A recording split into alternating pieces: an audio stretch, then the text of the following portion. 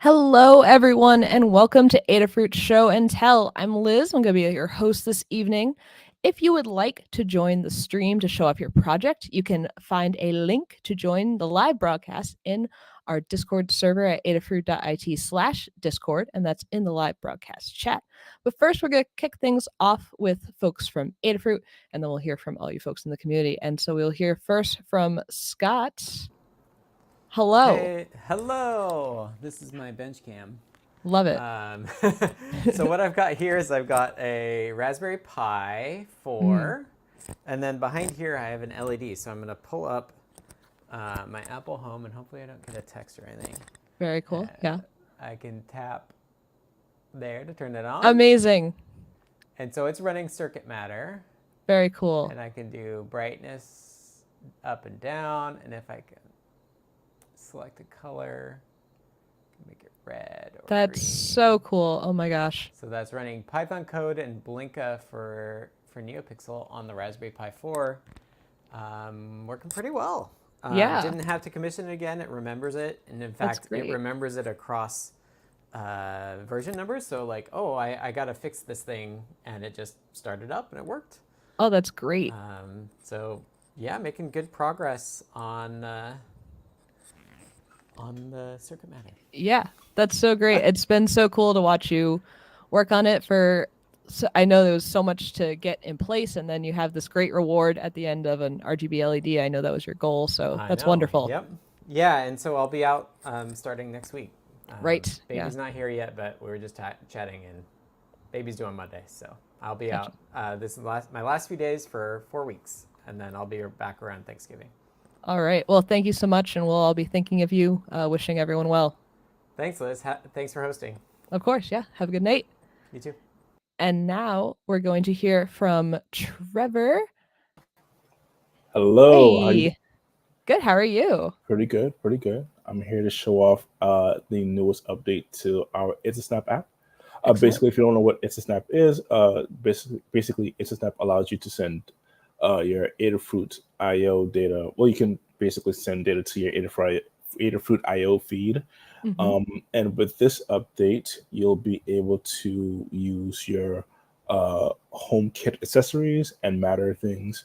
Let me go ahead and show you what I'm talking about. Yes. Let's see, window, and there we go. Sure. There we go. Right. I'll add to the stage. Boom. All right. So before you weren't able to really see, you weren't really able to see much as long as your feed goes. You can only see like text, but this time around you can see like images and some values right there. But on top you can see the different HomeKit devices that are connected to my HomePod. And right now I'm experimenting with the Nanoleaf LED strips. Yeah. I don't know if I'll show you right here. I have a whole bunch of stuff on my desk, but okay. It's in green. Oh, yeah, there we go. Yeah. And if I go into that detail view, I can like lower the brightness of it. Lower it. There it goes. It's a little bit slow, but you know what? There's always a little bit of an update time, so yeah, that's fine. Yeah. Yeah. All right. Boom. There it goes. There you go. Very, very dull. Very dim. So yeah, and you're also able to turn it off and turn it back on. Very cool. So yeah, so I got that going, and I also was able to get my hue lights to go on and off. It's off, believe me. I trust you. So lights are off. So yeah, so hopefully we'll get things up and running. Hopefully by next week or so. Great. And I installed this test flight after you said it was available in our meeting we just had, and I can confirm my HomeKit devices were at the top too. So excited for folks to use this. I've been talking about itsaSNAP anywhere I go in the Maker community recently. I just think it's so cool. You've done such great work on this. I think having the HomeKit devices is going to be a great next step. Yes, I agree. Yeah. Awesome. Awesome. Thanks so much, Trevor. Thank you. All right. Now we're going to hear from Brent. Hi. Hey, how are you? I'm good. I need HomeKit devices. Yes. I want to use that integration. Love it. So we've been working on like the last few months, like an update to Adafruit IO WipperSnapper, which is our like no code platform. Mhm. And I've been rewriting a lot of it to make it simpler. We're going to have an offline mode, a low power mode, like all these things people want for data logging. Yeah. And the DS18B20 like sensor, so like this really small one. Hmm. And then we have these like nice new chainable sensors. Yes. It's like blurring everything, but No. so like we have the small one, and then we have like this really large one that has like a high temperature probe that you can like put in like beer you're brewing or like kombucha or like whatever you're aiming to measure. Has like a really big thermocouple. These are really popular for like data logging applications, and I've been spending some time getting this working correctly with like the new version of WipperSnapper. So like what you're seeing is like not like the really nice looking WipperSnapper. This is like what we use for testing. I see. So Okay. these like appear as like one wire sensors, and we switch libraries and it runs way faster now. So like Nice. one of them is recording the temperature in Fahrenheit, and then one of them is recording it in Celsius. Okay. So you can like switch between the two, and you can also use like as many digital pins. So we're doing like 1-to-1. So like if you have one sensor, it goes to one pin. And on boards with like a lot of breakouts like the Metro, you'll be able to like wire up a lot of these temperature sensors. Cool. So that's what I've been working on the last few weeks. And also now the Feather ESP32C6 works on WipperSnapper. Oh, cool. So if you Cool. have one of these, they're pretty low cost. Yeah. They're a really nice chip too, like for IoT applications. And it works now. It didn't work before. But we released, what was it, beta 92, and now you can control it from Adafruit IO, and hopefully I'll talk to Trevor and we'll do some cool itsaSNAP stuff too. Awesome. Yeah. I actually use WipperSnapper for a project I run at my mom's house. She has a little plant light, and she's not a technical person, but being able to run it from my account and have it really simple to control has been really nice. And Oh, cool. It's been up for almost a year without any issues. Knock on wood. Thanks for using it. Yeah. So yeah, it's really cool. So thanks, Brent. Yeah, thanks. Have a good evening. Of course. Have a good one. Now we're going to hear from Tim. Hey, Tim. Hello. How's it going? Good, So how are I have doing pretty good. I have a quick one for you. So one of my sort of off again, on again hobbyist level interests is in cryptography. And one of the sort of classical ways that people have hidden secret messages throughout history is called a book cipher. You can learn loads about it on Wikipedia and all over online. But this idea that's been kicking around in my head for a while is taking Lorem ipsum, which is like a fake language that designers and web developers and people who are kind of developing content use in order to have something on the page before there's actually any copy that's been written, and using that in a book cipher. So I've built this kind of cheesy spy movie interface that does that for you. So this is the receiving end. We can go over to like the sending end by just using a different web page. And it's super secret. It looks like it doesn't really exist. And it has the subscribe thing that everyone will ignore, which is where you can put your message. So we can say like, please send pumpkin scones, because that's what we're eating around my house lately. Nice. You send pumpkin scones. You can click subscribe, and it seems like nothing happens. But down here, we have the secret message, which has now been encoded. And these basically, all these numbers point into the book. So in our case, they all point into that lorem ipsum. It's telling you which letters inside the lorem ipsum make up the message. And so the receiver can come to this page. They use the same number, which gives them the same lorem ipsum. And then they can just dump all of these in here. And again, it seems like nothing happens. But again, the secret message is now down here, where you can kind of reveal it and feel like you're in a spy movie, which I think is pretty fun. So cool. That's so cool. And you did a YouTube video walking through this, correct? Yep. I did, just kind of showing it off briefly. Basically the same thing is here, just slightly expanded. And then at some point I'll do a deeper dive into the code. There's like a Python library that does this, and then there's kind of a Flask server that does this little web page to be able to have the front end for it. So yeah, keep an eye out for that if you are interested in kind of the inner workings of how this was set up. Yeah, it's super cool. Thanks for sharing this, Tim. For sure. Yep. Thanks. Have a good night. Have a good one. All right. Now we're going to hear from Jepler. Hello. I'm reeling from how cool Tim's project was, Right. to be honest. But we're going to talk LEDs. Then I'll bring these up into the frame here if I can manage my cables. Okay. So do those look lit up? They are lighting up. There's a little rainbow going back and forth. So yeah, LEDs. I'll put those back out of the frame. But if you want to go ahead and bring up my Your screen other share. screen, there we go. Yeah. So this is using a chip called the TM1814, Okay. which is this little individual here. Hmm. And it works a lot like a NeoPixel strip. You have a ground, you have some power, and you have some data going to the right, I guess.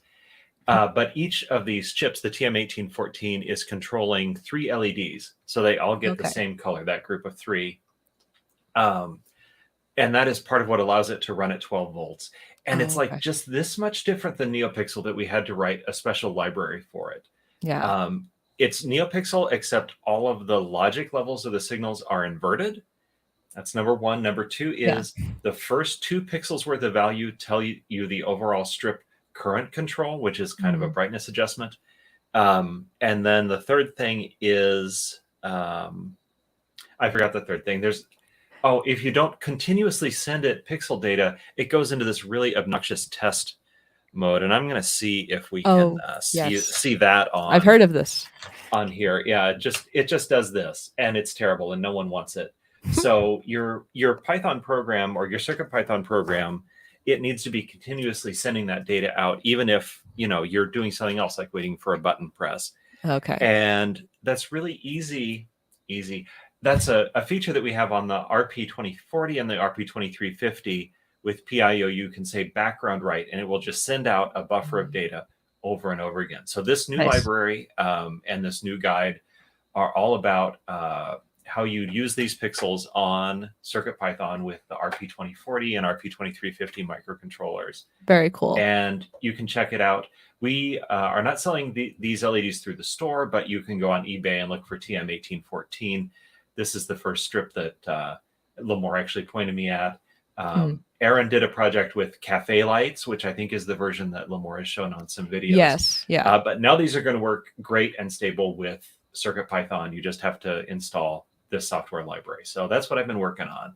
Excellent. And Thanks LEDs, so much, Jeff. we love rainbows. Yes. Thanks, and see you later. Of course, yeah. And that means if people buy them on purpose or by mistake, they now have a library to use them with. Yes. Yep. And I will drop the link in live broadcast chat before I sign off for the evening. Perfect. Thank you. All right. Have a good one. And now we'll hear from JP. Hello. Hello. How's it going? Doing? Good. Good. Thank you. All right. We're in sync today. We're doing it. So I generally don't like to build things in anger or out of frustration.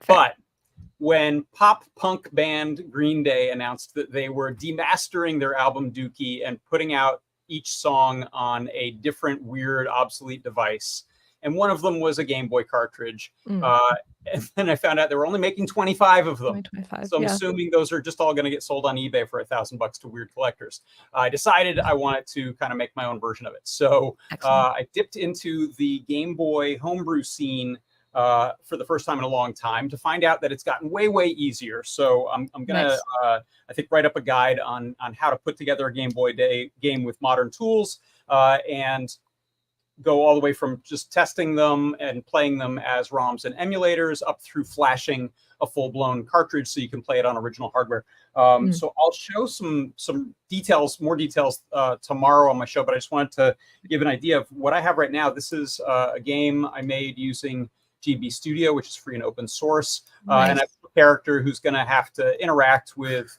other characters and objects in their scenes, like this little cat. They're going to have to collect items, and when they get the tape and the battery, they'll be able to play a song on the boombox. So the Green Day one was Welcome to Paradise, so I'll probably do like you might, I don't know if you'll hear it. I did hear it, yeah. You heard a beep. Okay, I need battery still. That's why we didn't get it play. Oh, but my logic is wrong, so it'll play. So this is super slick. Like it looks so good. It's very drag and drop, easy to use. You can do some scripting. You can set up some little menus and things like that, which is pretty cool. Yeah. So I will, in fact, I'll show you it running on hardware. If you pull that, actually, you can leave that up. I'm going to switch. Yeah, let me switch to the other camera that's pointed at that direction there. So there it is. Oh, cool. That's what I'm actually playing it on. I was just using a dock to show an HDMI feed, but this is capable of running essentially a ROM, or you can put real cartridges in this one. But my ultimate goal is to play it on one of my original Game Boys and show what that kind of development is like. So this could go some interesting directions, and of course also serve as it won't be a very exciting game, but hopefully it'll serve as a launching off point for people who want to do their own game development for a handheld device like this.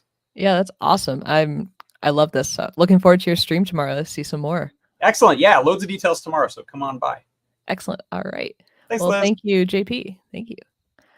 All right, now we're going to hear from some folks in the community. We're going to hear from Cooper.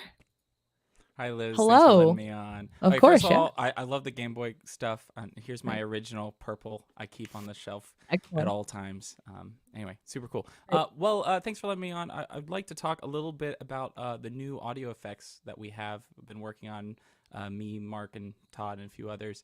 Yeah. First of all, do you mind if I do an audio test? Yeah, of course. Please do. Okay, because last time I swear it messed up a little bit. Can you? I'm going to do Street Chicken if you're familiar. Oh, yes. Classic. Okay, yeah. Okay, so here you go. Sounds good. Okay, volume's all good? Okay. Yes, yeah, cool. That's good. Cool. So first thing I have here is just an RP2040 with a little I2S DAC, the PCM 5102. Basic stuff, bare bones, and I have some buttons that I can control some stuff with. And I'm going to show off if I can get... Uh-oh, screen is... Uh-oh. Do you need to... Screen might not work today, but that's okay. That's okay. So first of all, I'm going to go ahead and show off the filter effect that we've been working on. It's already been merged into the core, which, by the way, thank you, Dan, for doing that. I was not expecting how fast that was going to happen. But I guess I should have put it in draft mode. But here we go. I'm just going to play that Street Chicken because before this is borrowing off of the Byte Quad filter from within Synth.io. So really, it's just borrowing from that. So it's a very little overhead as far as space and everything. But you can still do a lot of cool stuff because before you could only apply that to synthesizer notes and so on. But now you can actually apply it to wave files or any other source, a microphone potentially. I haven't tried that out yet, but let's sweep through it. Uh-oh. I think I have a problem. I'm using the wrong firmware. We have one other person. So do you want me to go to them and then come to you after? That'd be great. Thank you. Okay, perfect. Yeah, no worries. All right, now we're going to hear from squid.jpg. Hello. Hello, how are you? I'm good. How are you? Good, good. So I wanted to show off a thing. It's actually coincidentally kind of in the Nintendo spirit. I took a Nintendo Zapper maybe like 2 years ago, and I stuck an ItsyBitsy RP2040 in it, and a little battery charging board, an I2S. I don't remember the exact model number, but an I2S amplifier and a speaker and a NeoPixel in it, and put a little switch on it, and made a prop that lights up and makes little pew-pew sounds when you shoot it. Oh, great. Thanks. And so, yeah, just a quick little thing. It's also, at the time, these little cool magnetic USB things that come out. So I put one of those in there. Yeah. And so that's how it charges, is just by sticking that little guy on there and, that's great. And giving the juice. But yeah, just a silly little prop. Cool. And is that CircuitPython is running too? It is CircuitPython as well. Yeah. Very cool. Nice. And are you gonna do a playground note on that? I know you've been doing a few playground notes on stuff. I could. Like I said, I made this a couple of years ago, so my memory is not quite where it should be for it. But it would be a fun project to open the sucker up again and look at everything inside and kind of put it all together. I like the idea. Yeah, that'd be great. Love seeing all your projects. So thanks. I appreciate that. Of course. Yeah. Well, thanks so much for coming by. Sure. Thanks for having me. All right. And now we're going to go back to Cooper, see if he has his firmware ready. Hey, Cooper. Okay, so I'm gonna have to skip off on the filter. It's been a mix of different branches. It's all but good. You can apply filters now, but I have something cooler to show off. Oh, you have something cooler. Okay, way better, great. way better. Distortion. This is something we've also been working on. I found some inspiration with Godot. It's a game engine you might be familiar with. Yes, yeah. They have a bunch of audio effects built into there, and I kind of, it's all open source, MIT license. So I decided to take a look at that, and I've already got that applied. Still working on it. But I'm going to, it has a bunch of different distortion modes. So I'm going to flip through each one. So we're going to start out with Street Chicken. Okay. And then we're going to go from there. So, okay, Street Chicken. Okay. And then this is the clip distortion. Okay. Oh, yeah. Oh, yeah. All CircuitPython, of course. And then we have another one. This one's a tangent. Okay. I might remove it. This is cool. This is lo-fi. Oh, nice. Like a bit crusher almost. Yeah. Oh, yeah. Oh, that's my favorite. And then we have an overdrive, which is a little more subtle. Yeah. Yeah. And then final one is wave shape, which I might remove as well, depending. It's a little more subtle. Yeah, but that's so cool. Like this in CircuitPython. Like. Yeah. So we're getting close with it. I'm really excited to see where it can go next. I would love to give some real-time input into it. That's kind of the next step for me. But yeah, I have I don't know if you ever heard of Electro Smash. They were doing like guitar pedal Arduino kits like a few years ago. I've been curious if I could get it working on like a Metro RP2040 or something with the effects. I might really try that. Smart. Yeah. And take the hardware side of it totally out. Just go straight to the software. Yeah. So I don't see any reason that wouldn't work. Yeah, so I'm excited. Thank you so much, Stu, for working on this. It's been great to see the contributions coming in, and I think this is going to be really fun for folks to work on. Of course. Okay. Well, thank you for your time, Liz. Of course, yeah. Have a good night. You too. Bye. Okay. All right, that was an action-packed show and tell. Thanks everyone for coming by. In just a couple minutes, Ask an Engineer will be live on YouTube with Lady Ada and Mr. Lady Ada. So until then, have a good night, folks. Bye.